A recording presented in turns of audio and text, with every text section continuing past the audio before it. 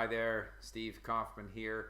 I want to do a second video about learning Spanish. And normally I don't. Normally I try to have 3 videos a week. Try to keep it regular. And I have been doing these foreign language, i.e. not English language videos once a week, followed by a video where I talk about learning that language. And tomorrow, hopefully, I'll have time to do a video in German, and I'll follow that a couple of days later with a video about learning German, and in the future do one in Italian and Swedish maybe. But I wanted to sneak in another one about learning Spanish because of 2 questions that I received from my viewers. One person said, quote, "You, Steve, said that learning Spanish is easy. It is consistent and regular, but not easy." And I think that's an important point. Learning languages is not easy. Every language has its difficulties. Spanish is consistent in its spelling. I think it has fewer exceptions than English. In many ways, it's a more regular, more consistent language. And it's certainly easier, in my mind, for a native speaker of English, for example, to learn than Russian, because the grammar is easier and there is a lot of common vocabulary, but it's not easy. And let's make no mistake here. It's easy to get to a point where you can say a few things. Una cerveza, por favor. It's very easy to get to that initial stage where you actually, if people speak slowly enough, you actually understand some things that they're saying, and you can actually say some things. That takes a few months. However, to get to where you can read and enjoy and watch movies and fully partake of the culture and converse with people, that's a long road, and it's not easy. So I wanted to make that point. So, commit yourself to doing things that you're going to enjoy doing, because it's a long road, but it's a rewarding road for any language, and in this case, for Spanish. The second question I received, or comment, was from a Spanish speaker who goes by the name Culibri. And he sort of took exception to the fact, or he claimed that he was very disappointed that my presentation of the reasons for learning Spanish were so superficial. Why does Spain or other Latin American countries for that matter, why do they have to be identified with music and color and holidays, when really this Hispanic culture is much more profound than that, and that I should have made reference to Picasso, I should have made reference to El Alhambra in Granada, or the pilgrim road to Santiago de Compostela. Okay, and then he implied, well, you probably aren't aware of those, or words to that effect. One shouldn't make assumptions about people.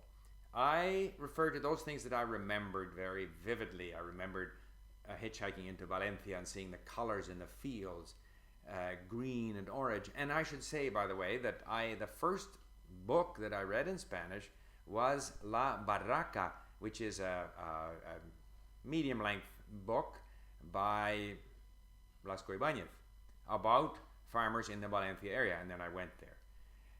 I've been to Alhambra, I've been to Cordoba, Sevilla, I've seen La Mezquita.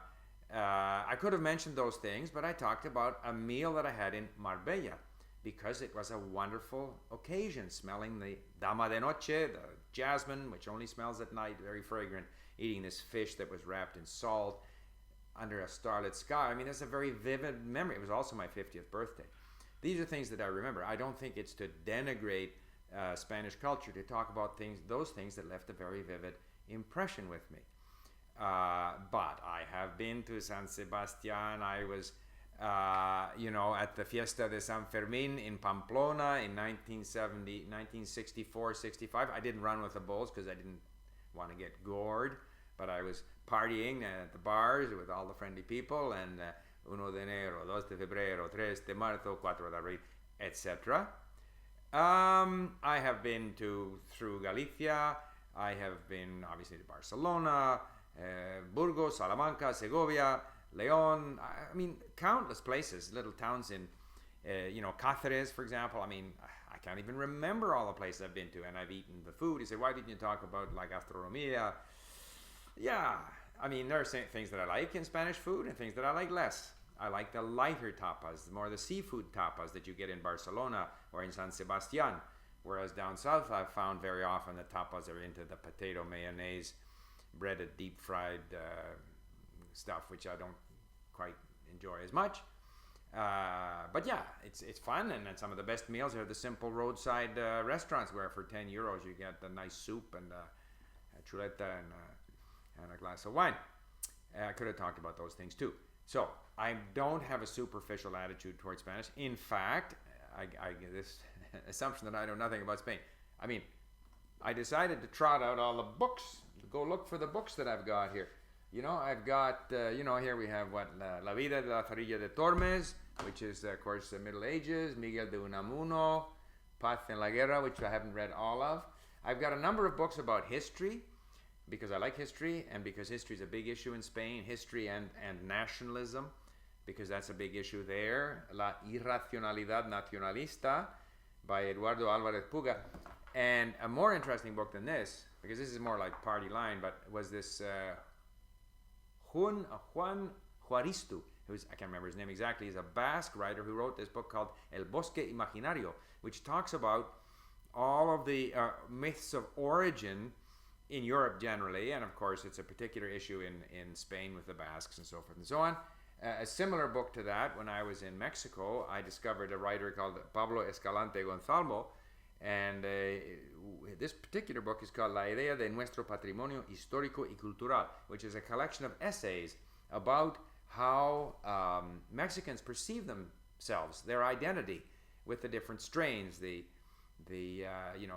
native, the Spanish, the Criollo, and how these things evolved over time. I read another book by him which was similar to this, but entirely written by him. What have I got here? Here is La Real Academia de la Historia España como Nación. Can't remember that, it's been a while. Historia de España, Calderón de la Barca, Vargas Llosa, 20 cuentos hispanoamericanos del siglo XX, Gabriel García Márquez. Here's another Historia de España, Fernando García de Cortázar. I mean, Arturo Pérez Reverte, Cabo Trafalgar. Again, when I read books like this, or Camilo José Cela, Nobel Prize winner, there's a lot of words that I don't know. I prefer to read them on link. We have a number of historical novels on link. Pérez Galdós, Trafalgar, and I can't remember. Several of them. Audio, like LibriVox, plus the text, so that I can actually save the words that I don't know. Because if I read a book on history, I know all the words, mostly. But if I read a novel, there's more words that I don't know, and I like to study them on link. So anyway, I'm not going to go through all of these. Here we have, for example, and of course I do like Carlos Ruiz Zafón.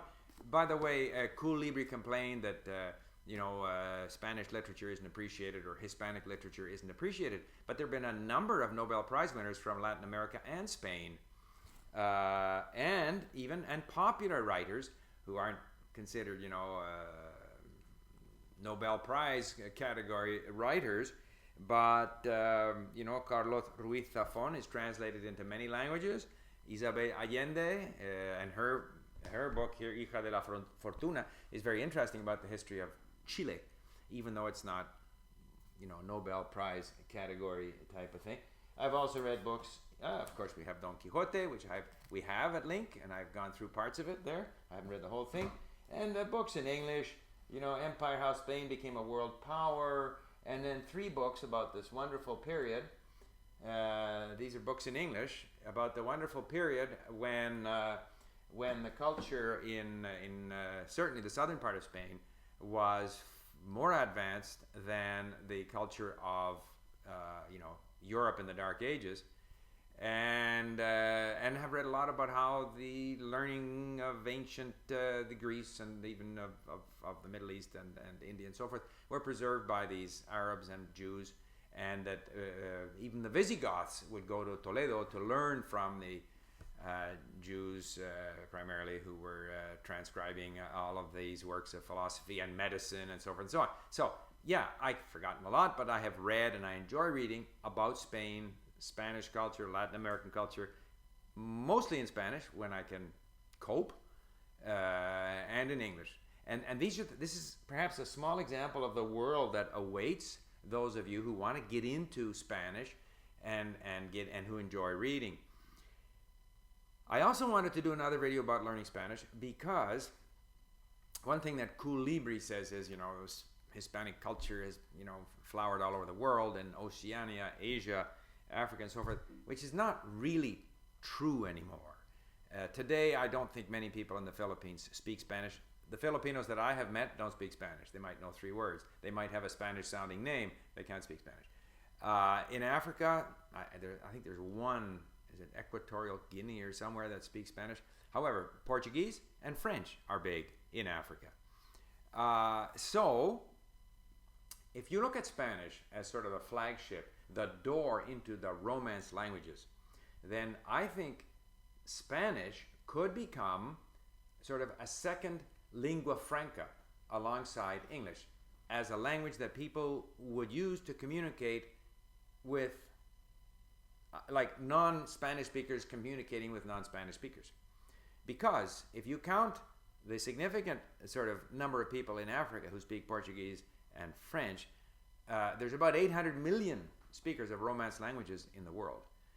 And so rather than try to do something like Esperanto, which might be a little easier to learn, but which has very few speakers, and which is still very much influenced by Latin and certainly by European languages,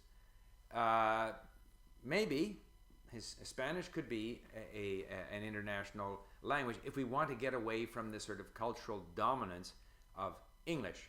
There are other candidates, Arabic perhaps, but my understanding is that the different forms of Arabic are almost as different from each other as Italian is from Portuguese or French. So, and of course, therefore, it's a smaller number of people who speak Arabic. Turkish the same way. I don't know, but I'm wondering whether between the Uyghurs and the Uzbeks and the Turks, whether there isn't, in fact, just as much of a difference as there is in the different Romance languages. In terms of the Slavic languages, and Russian is used by non-Russian speakers as a means of communication, as a lingua franca. But if I look at my experience with Czech, while the grammatical structure is very similar, in fact, only about 50% of the vocabulary is identifiable as similar to Russian words, whereas with the Romance languages, we're looking at 80% similarity between all of the main Romance languages. So, Spanish not only is this wonderfully rich world, and I don't know if I've convinced my friend Colibri to be a little more indulgent of me when I make a 10-minute superficial video trying to cover a lot of ground. But not only is this the Hispanic cultural world rewarding of itself, but I think that there is a possibility that Spanish could become a genuine lingua franca.